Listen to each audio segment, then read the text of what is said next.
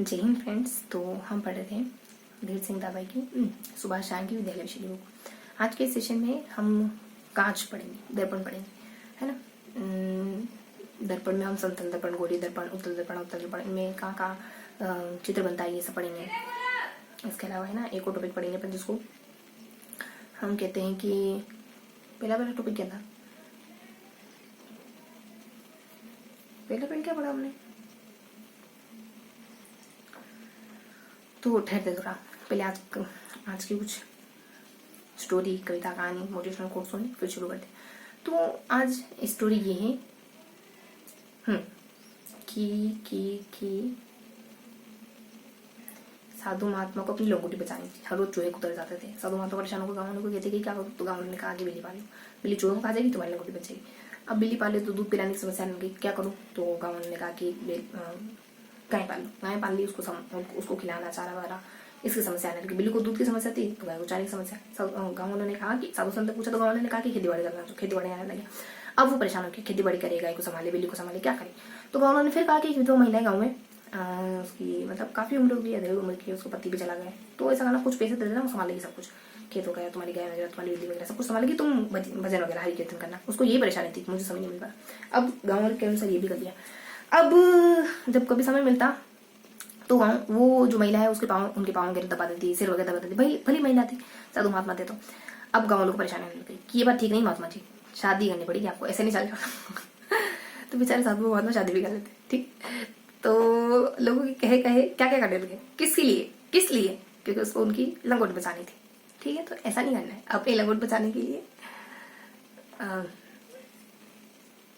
और शादी नहीं करनी, ठीक है। मैं तो ये बताना चाह रही थी कि लोगों के कहे अनुसार नहीं चलना है ना। अपनी जिंदगी है, आप अपना मकसद तय करिए, जीने का क्या मकसद रखना है आपको। जो भी आप मकसद तय करें उसके पीछे चलिए, जो आपको सही लगे वो करिए। मन की आवाज आप हम सब कुछ जानते हैं। आपका मन जो कहे कि ये पाने के लिए मुझे ये करना होगा तो करिए। अगर आपका एम पवित्र है तो सारे रास्ते बनते जाएंगे। आपका मन आपको खुद बताएगा, आपके अंदर से रास्ता मिलेगा आपको, ठीक है। किसी की सुनने की जरूरत नहीं। तो शुरू करते हैं आज का सेशन। आज क्या पढ़ने वाले हैं अपन। आज हमें ना, जो मैंने आपको बताया उत्तल दर्पण इसको पढ़ेंगे। तो क्या परिभाषा उत्तल दर्पण की, अवतल दर्पण की। उत्तल दर्पण ऐसा है ना, इस तरीके का होता है। अवतल दर्पण ऐसा इस तरीके का होता है। कहाँ का इस्तेमाल होता है, ये वाला जो दर्पण है ना, स्ट्रीट लाइट में, मोटर, हाँ उनके बसों वगैरह में, सॉरी हाँ मतलब साइड वाला जो दर्पण होता है उसमें। और अवतल दर्पण इसका उपयोग होता है ना, इसके लिए ट्रिक बनाई थी, इसके लिए XYZ कर देती हूँ मैं। इसमें बच्चा बच्ची और माता पिता ऐसे ट्रिक बनाई थी। बच्चा मतलब एक डॉक्टर है, एक और क्या है, एक और क्या है, ऐसे करके माता जो है और पिताजी जो है चश्मा है, ऐसे करके मैंने ट्रिक बनाई थी। सबसे कनेक्ट करते बच्चा डॉक्टर मतलब कि वो दंत वगैरह करने में, ऐसा करके कुछ समझ जाएंगे।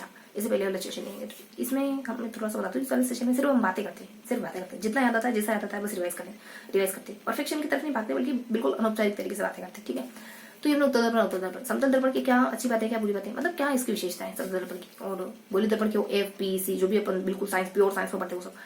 तो समतल दर्पण की क्या विशेषता है, समतल दर्पण में एम्बुलेंस वगैरह लिखना है ना, उल्टा देखना, वो एम्बुलेंस वाला होता है। फिर ये आपस में आवाज से प्रतिबिंब, फिर दो बातें नीचे बताती है इसमें कि इसमें ना, इसमें ठीठा कि अगर, फिर दोगुनी गति भी कहते हैं। एक क्यों कहते हैं पता नहीं, ठीठा करके एक पॉइंट क्या होता है, लेकिन एक पॉइंट होता है कि अगर ठीठा कोण पर दो मतलब ऐसे कांच रखा हो तो कितने प्रतिबिंब बनेंगे उसमें। तो उसके लिए सूत्र है ठीठा बटे 360, और एक और सूत्र है नहीं 360 बटे ठीठा, एक और सूत्र है अगर सम हुए कोण तो एक और सूत्र है 360 बटे ठीठा -1। ये मैं आपको है ना एक होलिस्टिक तरीके से बता रही हूँ। इससे पहले अगर आपने बुक पढ़ी या वो वाला सेशन लिया जिसमें अपन बुक रीड करें तो आपको चीजें अच्छे समझ आ रही है। हमको 5 बार रिवाइज करना है, या हमको चीजों को रिवाइज करना है, ठीक है। वो ज्यादा समझा नहीं पाऊंगी इसमें, 10 मिनट में हमको 5 बार रिवाइज करना है। तो ये हमने पढ़ा था, ये 5 पॉइंटों का समझा। फिर अपन गोलीय दर्पण उत्तर जाने चुके, और इसके बाद PFC ये सब पढ़ते अपन, है ना। तो ये हमको समझ में तो नहीं आता, बहुत ये था ये इस पर उस पर तिरछा ये तो बहुत टेक्निकल था। हमने चित्र बना लिए थे कि ऐसा करके अपन ध्यान रखेंगे, चित्र से अपन परिभाषा कनेक्ट कर लेंगे। तो एक चित्र था ऐसे बना दिया, फिर यहाँ बीच में रेखा की थी CPF ऐसे बना दिया, CA PA CA FA और PA ऐसे करके बना दिया। तो ये परिभाषा सारी इसी से कनेक्ट कर देंगे कि एक अर्धवृत्त है, उसके सामने ये है, ऐसे करके आप जब परिभाषा आपके सामने आएगी ना MCQ में आप एलिमिनेट कर लेंगे, ऐसा था। फिर कुछ परिभाषा ऐसे थे जो यहाँ हमें जमीन नहीं देती, यहाँ बनी नहीं देती, तो फिर हमने अलग से बना लेते, गोला बना लिया था, है ना। और उसमें 3 लाइन लिखी थी 1 2 3, एक लाइन में यहाँ ऊपर बहुत बहुत मोटा सा बिंदु लगा दिया, केंद्र का मोटा सा बिंदु ही सही। ये जो है ना, इसको पता नहीं क्या कहते हैं, इसको शायद त्रिज्या मुख्य अक्ष कहते हैं, मुख्य अक्ष कहते हैं, केंद्र से ध्रुव से केंद्र, ऐसा ऐसा कुछ टर्म था इसमें। त्रिज्या तो वही होती है किसी भी बिंदु से जो केंद्र, और एक अक्ष होता है नॉर्मल। नॉर्मल अक्ष में त्रिज्या मुझे खास अंतर नहीं मिला था, फिर भी हमने थोड़ा सा अंतर डिफरेंस बना रहे, इसके लिए इन दोनों बीच में रेखा खींची थी, इसके इसके और इसके बीच में एक रेखा खींची थी। सिर्फ समझाने के लिए बता रही हूँ। ये अगर आप इनकी इनकी परिभाषा पढ़ेंगे ना, तो इनसे कहीं ना कहीं कनेक्ट हो जाएगी परिभाषा। तो ये हमारा लास्ट पेज था, लास्ट पेज सेकंड पेज था, सेकंड लास्ट पेज था, जिसमें मैं समतल में गोलीय द्रव्यमान दोनों को पढ़ा। लास्ट में तो देखो हमने ये पढ़ा कि चित्र कहाँ का बनते हैं, ये पढ़ा कि चित्र कहाँ का बनते हैं, कि अगर आप इतनी दूर रखोगे वस्तु को, कान से बहुत दूर पड़ी वस्तु, एक उत्तल दर्पण है, एक अवतल दर्पण है, दोनों तरीके के दर्पण से अगर वस्तु बहुत दूर पड़ी तो कहाँ बनेगा, कैसा बनेगा, स्थिति आकार आपसी कैसा क्या होगा, थोड़ी देर पास आ गए तो स्थिति आकार वगैरह सब क्या होगा, ये सब। इसके अलावा ये दो कंडीशन थी, दूर और पास, ये थी अपने उत्तल में, लेकिन अवतल में सिर्फ इतने ही नहीं कि दूर और पास, इसके अलावा 4-5 और चार और तरीके, इसके अलावा यहाँ यहाँ यहाँ अमुक अमुक जगह, एफ पर सी पर एफ पर ऐसे ऐसे करके बताएंगे। तो हमें बहुत ज्यादा नहीं पता, हमने चीजों को बस सही भाषा में गए तो मेमोराइज कर लिया, सही भाषा में गए तो मेमोराइज कर लिया। क्या मेमोराइज करना, यूँ देखो ऊपर हमने कहा कि बहुत दूर पड़ी है वस्तु, तो आपस बनेगा उल्टा बनेगा, आपस बनेगा सीधा बनेगा, आपस बनेगा सीधा बनेगा, बहुत डॉट सा बनेगा, ऐसा कहा था हमने। बहुत दूर पड़ी ये वाली, ये वाला आपके पास कांच है तो बिल्कुल बीचों बीचों बन जाएगा, है ना। तो ऐसे बताया था हमने कि छोटा सा बनेगा, सेंटर मतलब छोटा सा बनेगा, दिखाई नहीं देगा, आपसी होगा और सीधा होगा, है ना। ये सब थोड़ी सी पास आ गई तो ये कि बस यूं है कि थोड़ा सा साफ हो जाएगा, आपसी का आपसी थोड़ा सा क्या है, इसको थोड़ा सा बड़ा हो जाएगा, क्योंकि वस्तु भी थोड़ी पास आ गई तो थोड़ा सा बड़ा हो जाएगा, और बाकी सब वही रहेगा, है ना। आपसी सीधा सब वही रहेगा। पर यहाँ इसको यूं नहीं कहा था कि यहाँ इसके दूसरे नाम थे, बड़े को बड़ा नहीं कहा था अत्यधिक छोटा, और फिर सेकंड वाला को छोटा कह देते, समझ गए ना। ये दोनों पॉइंट है। अब इसके नीचे ये कि यही बातें आपको उत्तर द्रव्य में बतानी है, तो उत्तर द्रव्य में यही बातें बतानी है, सब कुछ है कि बस ये है कि यहाँ ना तो आपसी ना सीधा है, बल्कि वास्तव को उल्टा है। बाकी बातें वही है, कैसा छोटा बड़ा सब कुछ वही, कहाँ रखना है, दूर थोड़ा सा पास, सब कुछ वही, बस खाली 2 पॉइंट बदल जाएंगे, ठीक है। इसके बाद 4 बातें मैंने कहा था एक्स्ट्रा, इसमें देखो 5 बार पढ़ना है ना, अब एक पॉइंट बाकी, तो 4 बातें एक्स्ट्रा, उसके लिए पैटर्न बनाते हैं, कुछ ध्यान रखा पैटर्न। यहाँ पर कहते थे सीसी, देखो यहाँ से 1 2 3 4 4 कॉलम, उन 4 कॉलम में क्या है ये नहीं बता पाऊंगी। यहाँ सीसी कहाँ रखा हुआ है, कैसी बनेगी वगैरह वगैरह, ये सब पहले कहाँ रखा हुआ है, सीसी पर है, फिर एफ पे है, पर क्या है, तो यहाँ पर कह लेते कि धड़ल्ले से एक जैसे हैं सारे नाम, फिर है 1 2 1 2 1, एक को छोड़ के एक जैसे हैं, फिर यहाँ है पर यहाँ भी शायद, यहाँ भी सब एक जैसे नहीं, यहाँ दो है, 2 वाला पैटर्न, 2 जैसे ऐसा, एडी और ऊपर है सी पर, ये नहीं पड़ा। इसके नीचे ऊपर सूत्र था, नीचे वाले सूत्र को लव से याद कर लिया था, फिर वास्तविक माध्यम, वास्तविक एक हिंदी में लिखा हुआ कुछ सूत्र था जिसमें वास्तविक और आभासी वस्तु के थे मान, हिंदी में सूत्र था। फिर ऊपर भी था, ऊपर कुछ सूत्र को हमने याद करा था ना, फर्ड से F और R था, F बराबर R/2, ये था लास्ट पेज था। फर्स्ट पेज थोड़ा सा फासले पढ़ेंगे अपन।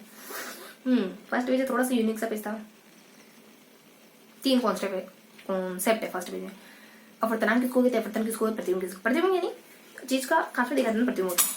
वास्तविक किसको कहते हैं और आभासी किसको कहते हैं, वास्तविक में बनता है, आभासी में बनता है, ये सब प्रतिबिंब, इतना ही, कुछ नहीं जानना। अपवर्तनांक जानो, अपवर्तनांक में 3 पॉइंट था, वो समझ नहीं आया, 3 पॉइंट रट लिया था मैंने, सही मायने बताया तो।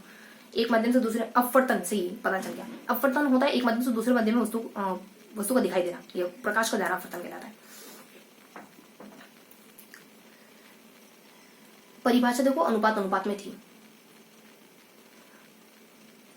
परिभाषा मैंने बता दी। इसके अलावा 2 और पॉइंट है, वो 2 पॉइंट थे, 2 किसी की परिभाषा थी, फिर ये खत्म, बस 3 पॉइंट खत्म। फिर ये अपवर्तनांक में 5 पॉइंट थे, हल्का सा बताऊंगी। एक सारणी थी, ऊपर हिंदी अंग्रेजी गणित, ऐसे करके तीनों 4 पॉइंट थे। एक तो था आपने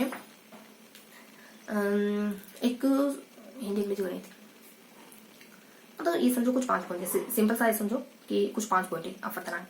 5 पॉइंट में आपको बतानी फिर एक सारणी है, एक एम वाला पॉइंट है, 1 2 3 ऊपर जाएंगे तो अभी मैं आपको बताऊंगी। चलो ये पॉइंट सोचना ही मेरा मकसद होगा, अब ये पॉइंट सोच के बताती हूँ मैं आपको क्या है। तो ये होंगे ना आपके, एक तो सूत्र आ गया, एक परिभाषा आ जाएगी और एक टीटी आ जाएगा, तो तरंगदैर्घ्य ताप आ जाएगा, तीनों हो गए। तरंगदैर्घ्य ताप वाला पॉइंट आ जाएगा, एक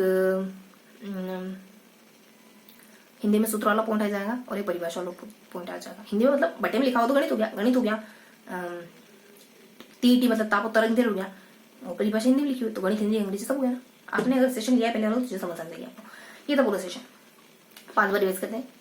तो पहले पेज में तो हमने 3 कॉन्सेप्ट पढ़े, बहुत ज्यादा क्लियर नहीं है हमको। और सेकंड और थर्ड में हमने क्या पढ़ा, ये सबसे ज्यादा क्लियर है, समतल दर्पण, गोली दर्पण सेकंड है। लास्ट में हमने सिर्फ और सिर्फ प्रतिबिंब काम आएंगे, ठीक है। तो ये हमारा फर्स्ट वाली पेज हो गया। फर्स्ट पेज में कुछ हमको क्लियर नहीं है, सेकंड वाले पेज में हमको दोनों ही क्लियर है, समतल दर्पण, गोली दर्पण। लास्ट में हमने प्रतिबिंब काम आते हैं, ये भी क्लियर नहीं है, पता कर लिया हमने। देखो फर्स्ट वाला पेज क्लियर नहीं है, सेकंड वाला पेज हमारा क्लियर है, समतल गोली दर्पण, और लास्ट वाला क्लियर नहीं है, जाने वाले में। फर्स्ट वाला पेज हमारा 3 कॉन्सेप्ट पता क्लियर नहीं है इतने ज्यादा, और फिर गोली दर्पण, समतल दर्पण, ये हमारा दोनों क्लियर है। फिर लास्ट वाले जो अपन पढ़ते हैं सारणी झूम के हमारे क्लियर नहीं है, फिर भी पढ़ लेते हैं, ठीक है। तो चूंकि हमने याद करना था तो हमने याद कर लिया, ठीक है। ये था पूरा सेशन। लास्ट जाते जाते यही कहूंगी, हमेशा खुश रहिए, है ना, दिल से मेहनत करिए, दिल से मेहनत करते रहिए, हंसते मुस्कुराते रहिए, पढ़ाई करते रहिए।